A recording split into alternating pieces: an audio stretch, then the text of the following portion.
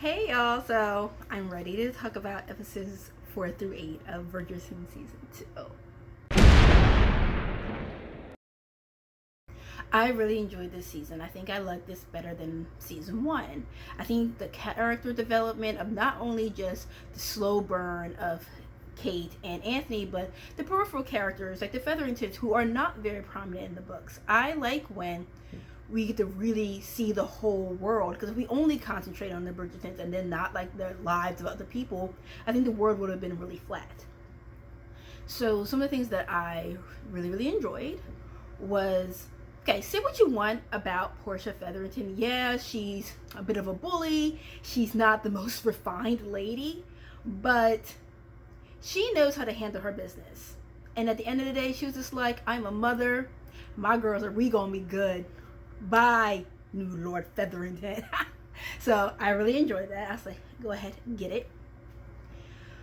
So when Edwina realized that Anthony and her sister had feelings for each other, she came up quite a brat, the way little sisters do, who don't realize everything you've done for them, and they want to be like, I never asked you for this. And I'm just like, well, you sure did enjoy all those things. Did you like not knowing that we were struggling? Did you enjoy not knowing that we ran out of money and that we were going to be destitute? You enjoyed not knowing those things, right? And then it got so ignorant. I understand her feelings were hurt. She was heartbroken. She needed to feel those feelings. But she was just so disrespectful to Kate. And I wanted Kate to smack her. Like, don't ever call me your half sister again, ho. No. So, there was.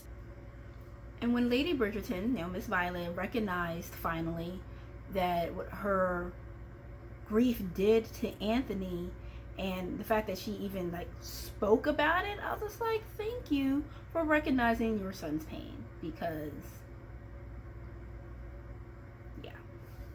I'm having a small issue with Eloise, who is my girl. She's definitely one of my favorite characters. I'm in this issue with, I feel like they're trying to make her to be, remember the little sister in Downton Abbey, whose name I can't remember? She also got like involved with, a lower class person, and then got involved with all these radical things and politics and things like that. I think they're trying to do that to her, and I don't know, maybe they're not, maybe I'm reading too much into it, but I'm not about that.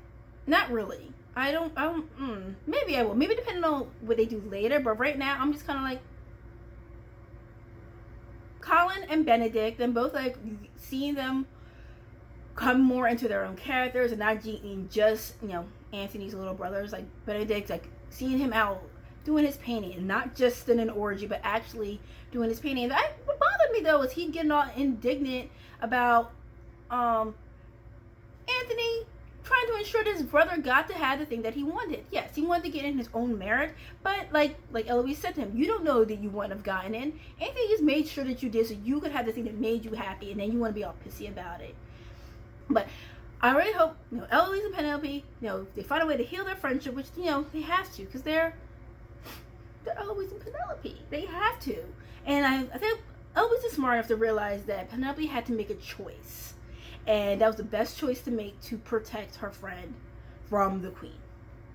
Because, people can get over her being a radical but they won't get over her being Lady Whistledown. That's just, Eloise is smart enough to realize that, and I hope that they show that next season.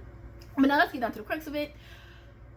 Kate and Anthony, that slow burn for me was just so great. I love the fact that we really got to see why they were good for each other, and not just, oh, we're really attracted to each other, oh, you're soft and I'm strong, or whatever. I felt like if they had, it just would have jumped into all the sexiness, it would have just been a repeat of season 1 with, the Duke and Daphne. I just love the fact that we really just got to know Kate and really learn her motivations for why she was the way she was, and even more about why Anthony was the way he was. And oh my god, when she fell off the horse, and first of all I was mad at him for never coming to see her. Like, I understand, like, feeling, but I was cussing him out. I was like, Anthony, what's up? But when that relief and emotion that he showed when he found out she was awake, I was just like, I was really hoping that it was going to be the one of those I wanna run to you moments, and he was gonna be all like, I'm so sorry, Dick. But no, because But I love that moment. That movie, I cried a bit at that moment. Yes, I did. Oh, and I also really love like their big like final dance, which was to Wrecking Ball, which I really appreciated. But I really loved how like everybody did actually the floor. It wasn't just like a recreation of like the moment in Pride and Prejudice, what was like nobody else was in the room dancing. People really were just like left the floor because they ain't shit. But it was like so beautiful, and you were just like.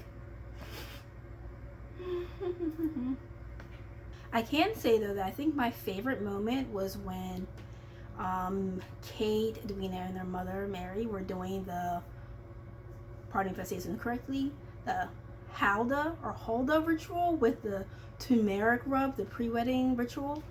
That was just so beautiful and so sweet, and I was just like, oh, cultural traditions. And I always found it fun, and I definitely found it funny when they were like, I'm sure that Anthony is doing his own traditions, and you see him and his brothers just drinking in like their, drinking room. And yes, I love that. I love that the most. And I ain't gonna lie, I didn't even notice that Reggae John Page wasn't there. So everybody smoked, bring back the Duke, and all that stuff. I'm like, I legit didn't even notice he wasn't there. Even when Daphne was there, like, there were moments that he could have been there for, like, the presentation, the wedding, because, he's Anthony's best friend. But I legit did not notice that he wasn't in attendance in the entire season. So, I mean, take that as you will, whatever. I am absolutely looking forward to season 3. I'm probably gonna skim through the books again so I can like catch up on just like the little nuances, which is why I do enjoy reading the books of things that become movies or shows. It's not necessary for me to be like, oh, I know something you don't. There's just little tiny nuances that you can miss that due to time constraints or whatever. So, alrighty, see y'all.